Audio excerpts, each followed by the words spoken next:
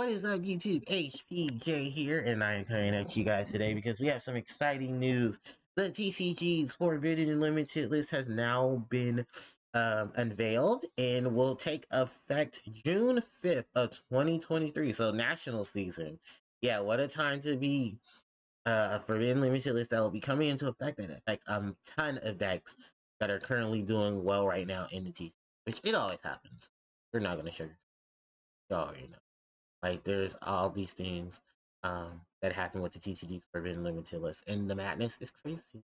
So we'll probably see a lot of returning factors because there's a lot of things on this ban list that are returning to some really good aspects of gameplay, while some are taking a hit back. And then there are others who, hey, things are just not going, things are getting way too out of hand, and we're gonna stop this. So with that said, why don't we take a look at everything that is going to be changing on the list. It's June 5th, which by the way, June 5th is a Monday. So Cyberstein, Heavy Samurai, Scarecrow, number 89, the Balius, the Mind Hacker. I don't know. It's called. Oh, I think it's supposed to be Diabolus, but I think this play on the term Diabolus. So we're gonna say Diabolus. So Diabolus, the Mind Hacker, appointer of the Red Lotus, and branded Expulsion. Then for the limited section, we have the return of Blaster, the Dragon Ruler of Infernos, Math Mech, was it Spectacular? We have Cyframe Gear Gamma, Dang Long, the first of the Yangzing, making its return. Kashtira Arise Heart, her Curly Delicious Memory, and Curious Sacred Tree. Then for the semi-limited, Herald of Orange Light, Kashtira Unicorn, Lightning Storm, Runic Fountain, Sky Striker, Mobilize, Engage, and Sprite Starter.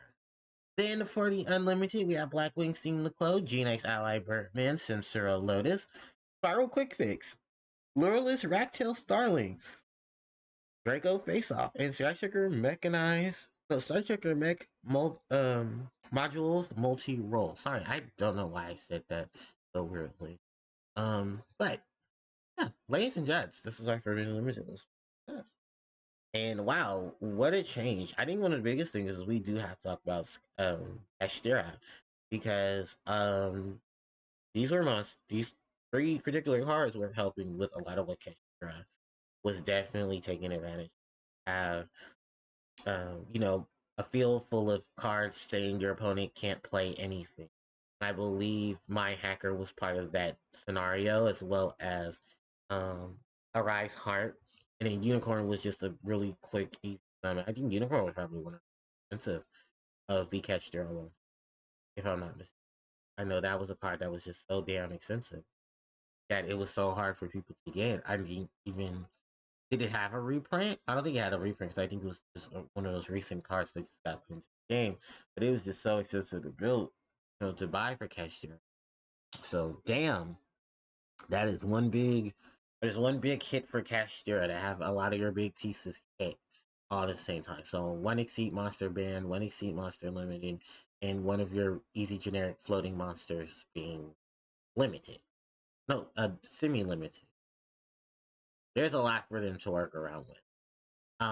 In terms of branded, Cyberstein and Expulsion being hit. Now, for some people are asking, what is the whole situation with that? It has to do with summoning fusion monsters, taking the branded Explosion and blowing stuff up, attributing them to get more monsters.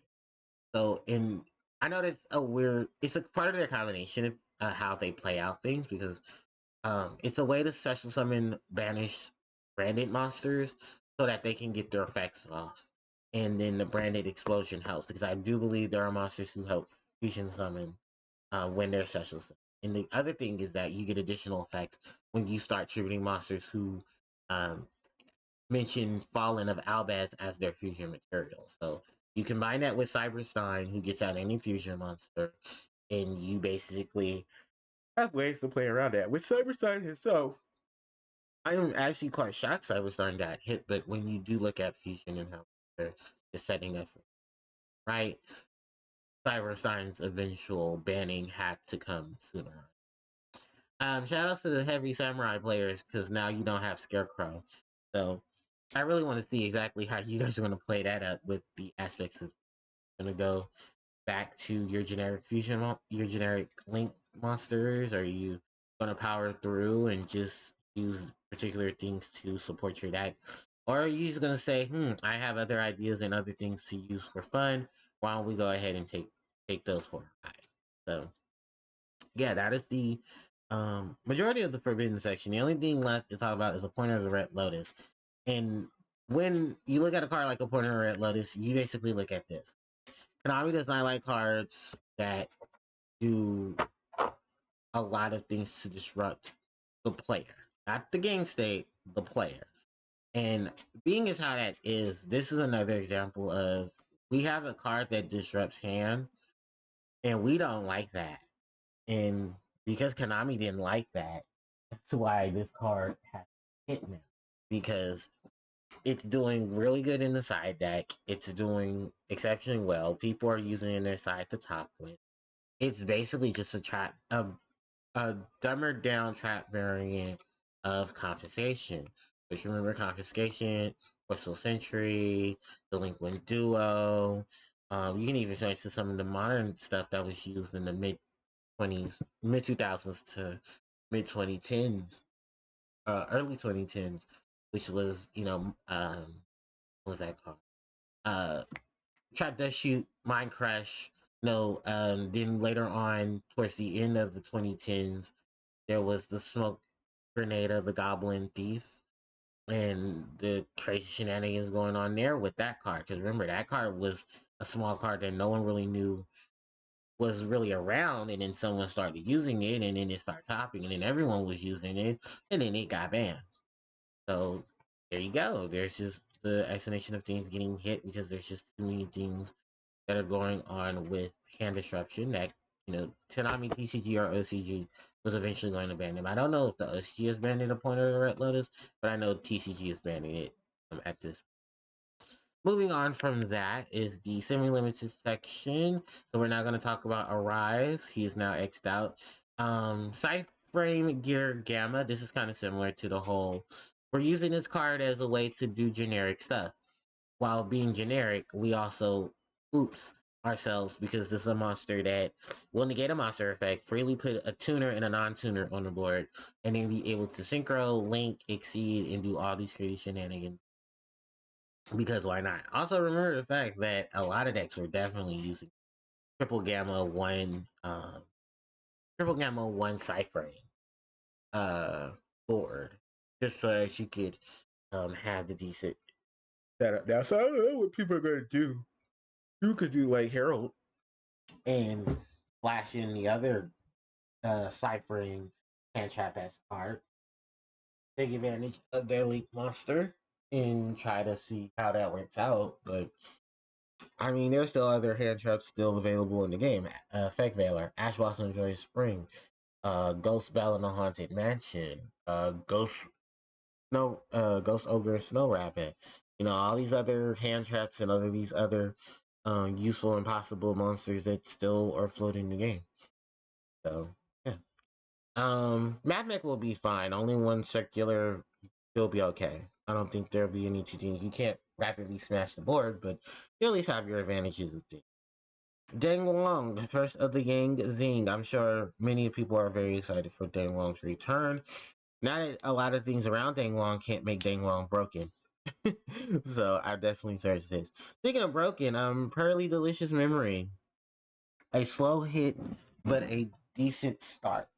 I'm pretty sure a lot of people are wanting more things Pearly to be hit as soon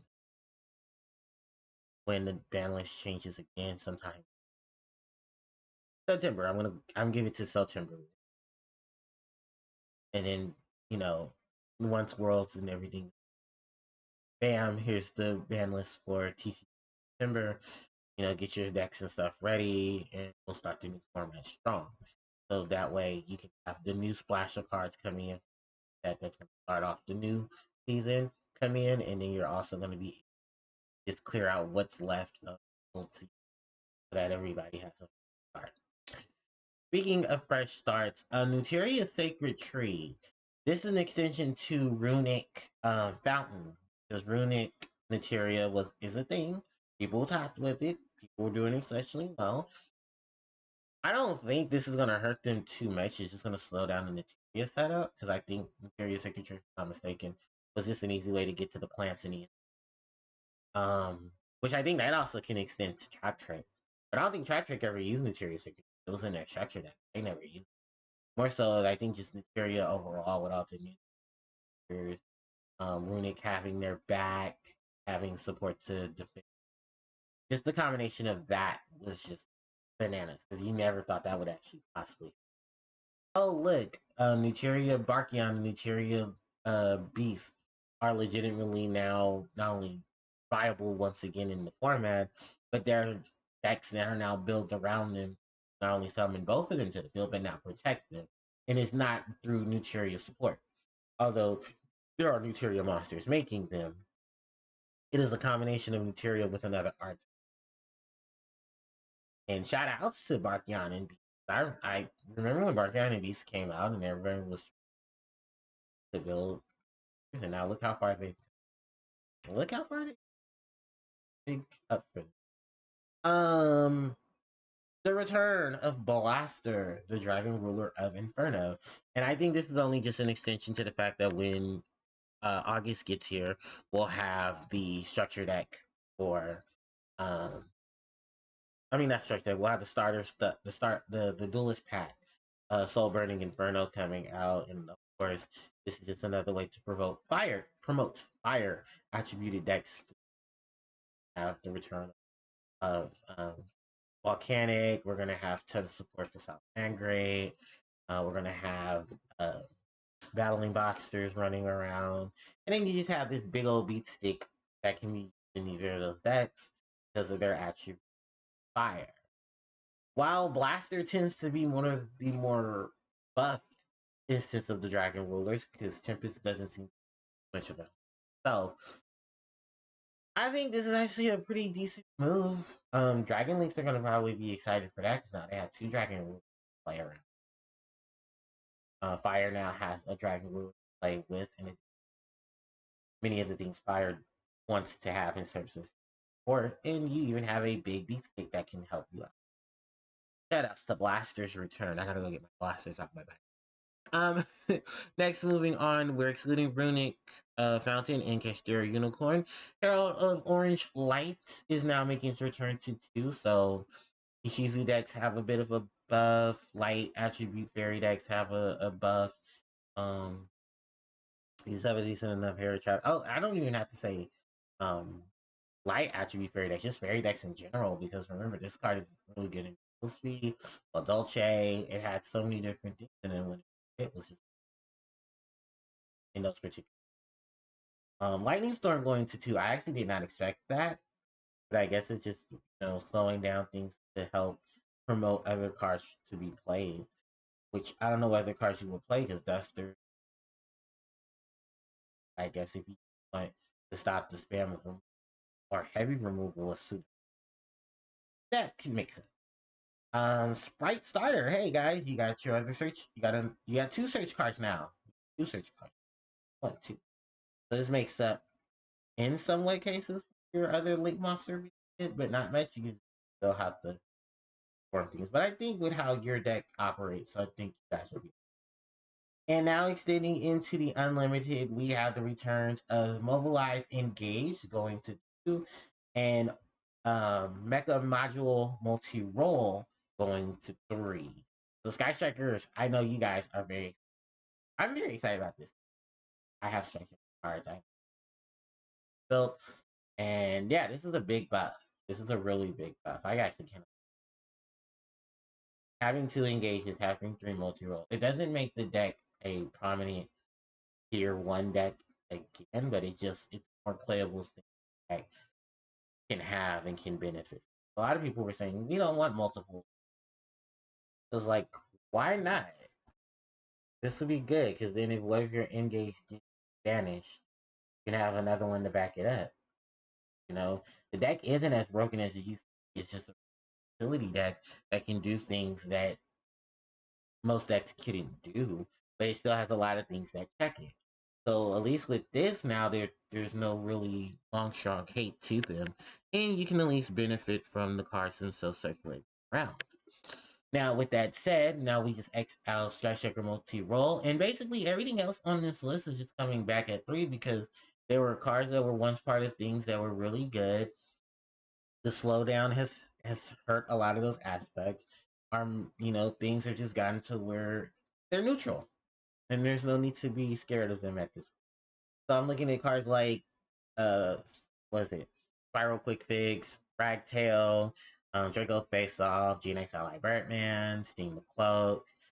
Since Sarah Lotus is back, actually, that is one too because there isn't a whole bunch of things breaking some summon ability to hell and back. So, like I said, these are things that are just coming back because have now changed, and the format has either gotten too slow for situations or things are just at a point where it's okay for them. With that said, just looking at this, like I said, one of the things is going to see probably some bigger hits for the newer format for the next season once once August and September get here. So Curly decks, I think you'll probably do pretty fine at nationals and stuff like that. Um, Same thing with Mathmech. Runic will probably have a bit of deck construction that'll definitely catch. Is going to have a lot of things to try to figure because they can't do their massive board blockout with all their pieces hit. And side decks are going to definitely be a strange because there's going to be a lot of things being changed up to them. And Branded will be fine. Branded will fusion decks and fusions always fine to put things in. So, with that said, let me know what you guys think about the changes to the Forbidden Limited list. Do you think that these things, what decks do you think will strive from it? What decks do you like? Would you see? What deck do you honestly see doing well at Worlds and at Nationals? And what things do you think will people bring to accompany them for their support? So let me know all this in the comment section below. And, how about your fellow duelists and make sure that they know things are going on as well. So with that said and done, thanks everybody for watching. Don't forget to like, comment, share, and subscribe to the channel because it helps me out tremendously. You can hit the notification bell so you guys can be informed of when I upload more content to the channel. And as well, the social media links are in the description box below. So if you guys want to catch me interact with me on social media, you definitely can. Also, I'll be live either today or tomorrow to start the celebration of Day. I'm not going to leave out Sonic Advance 3, and I'm not leaving out the DS game. So, yeah, we're going to have some fun. I can't wait to get to the DS Sonic game. So much fun. So, with that said, thanks everybody for watching, and I'll catch you all next time. HPJ signing out. Care.